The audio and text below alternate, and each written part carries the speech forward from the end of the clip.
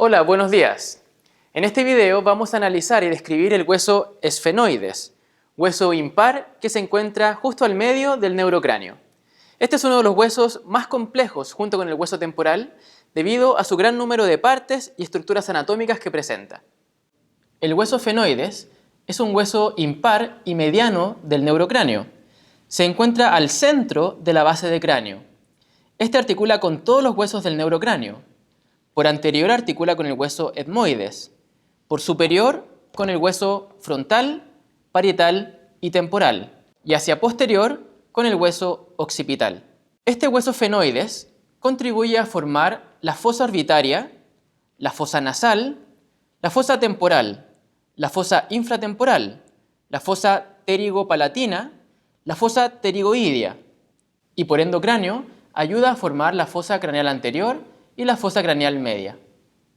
Aquí observamos el hueso esfenoides en forma desarticulada. Como ustedes pueden ver, tiene una forma bastante particular. Algunos autores describen la forma que tiene este hueso como de mariposa, de murciélago o incluso algunos de máscara. Para facilitar el estudio de este hueso, vamos a dividirlo en 4 porciones. Una porción central, llamada cuerpo del esfenoides. De ella se desprenden las alas menores, las alas mayores y los procesos pterigoides. El cuerpo posee 6 caras, 3 de las cuales son endocraneales, la cara superior y las 2 caras laterales, y 3 exocraneales, la cara anterior, la inferior y la posterior. En la cara superior del cuerpo del esfenoides vamos a encontrar de anterior a posterior el proceso etmoidal del hueso esfenoides, el cual articula con el hueso etmoides. Una superficie plana, el yugo esfenoidal, limitada hacia posterior por un borde llamado el limbo del esfenoides. Más hacia posterior, el surco del quiasma o surco prequiasmático, estructura que aloja al quiasma del nervio óptico. Más hacia abajo y posterior, el tubérculo de la silla. Y luego la fosa pituitaria o silla turca, zona que aloja a la glándula hipófisis o glándula pituitaria. Esta fosa está limitada en la parte posterior por el dorso de la silla, el cual en sus vértices está coronado por los procesos clinoides posteriores, que sirven de inserción para la tienda del cerebelo. Su cara anterior forma parte de las fosas nasales y encontramos en la línea media la cresta esfenoidal anterior, que articula con el proceso perpendicular del hueso etmoides. Hacia lateral, los orificios de desembocadura de los senos esfenoidales. La cara inferior del cuerpo del esfenoides también forma parte del techo de la fosa nasal y la bóveda faríngea.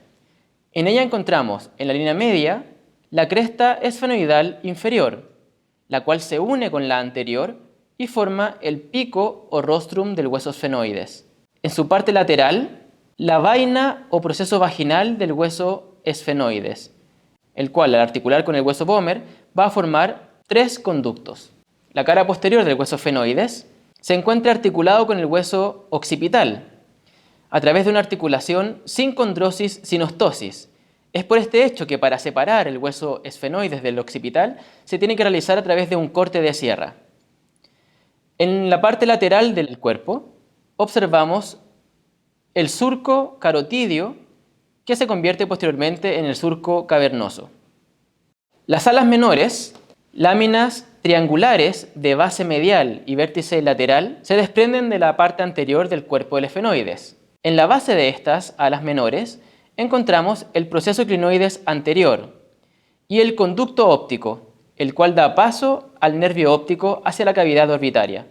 El borde anterior de estas alas menores articula con los huesos etmoides y frontal. De la cara lateral del cuerpo observamos cómo se desprenden las alas mayores y también observamos en la parte más lateral una laminilla ósea llamada língula del esfenoides y más hacia medial un surco, el surco carotidio, que posteriormente se convierte en el surco cavernoso para alojar a la arteria carótida interna y el seno cavernoso respectivamente. Las alas mayores se desprenden de la parte lateral e inferior del cuerpo del esfenoides. Ellas presentan dos superficies, una superficie endocraneal, que es cóncava, formando parte de la fosa craneal media, y una superficie exocraneal, la cual presenta tres caras. Una cara anterosuperior, también llamada cara orbitaria, la cual forma parte de la fosa orbitaria. Una cara lateral o temporal, que está dividida por la cresta infratemporal en dos superficies, una superior, que forma la fosa temporal, y una inferior, que forma el techo de la fosa infratemporal.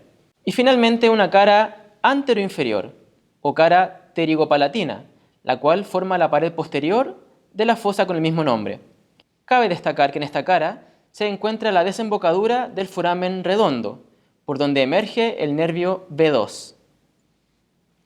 En la base de las alas mayores vamos a observar la formación de 4 forámenes: la fisura orbitaria superior,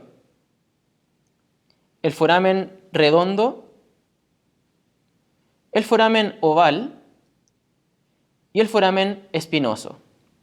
Por el foramen redondo emerge el nervio B2, por foramen oval emerge B3 y por el foramen espinoso entra la arteria meningia media. En el borde posterior, en relación al foramen espinoso, encontramos la espina del esfenoides. La cuarta porción de este hueso corresponde a los procesos pterigoides, los cuales van a estar formados por dos láminas, una lámina lateral y una lámina medial. La lámina medial, en su extremo inferior, va a presentar el gancho o ámulus de la pterigoides, la cual sirve de reflexión para el músculo tensor del velo del paladar. La cara anterior del proceso pterigoides va a formar parte de la pared posterior de la fosa pterigo-palato-maxilar. La cara posterior de los procesos pterigoides forma la fosa pterigoidea, fosa que aloja la inserción del músculo pterigoideo medial. En la base de estas pterigoides vamos a observar además una fosa más pequeñita, la fosa navicular, que sirve de inserción para el músculo tensor del velo del paladar, y más superior, el conducto pterigoideo, antiguamente llamado conducto vidiano. Al observar la cara inferior del cuerpo del esfenoides, articulado con el hueso vomer, vamos a ver la formación de dos conductos, uno medial e impar, llamado conducto esfeno-vomeriano, y dos laterales, llamados conductos vómero-vaginal. Más hacia anterior e inferior, encontramos un tercer conducto, el conducto palato-vaginal, o también llamado conducto pterigopalatino. De esta forma, concluimos el análisis anatómico de este complejo hueso. Los dejo invitados a que vean el siguiente video, en el cual analizaré los músculos faciales. Y recuerden que si tienen cualquier duda, pueden preguntarla abajo en los comentarios. Muchas gracias.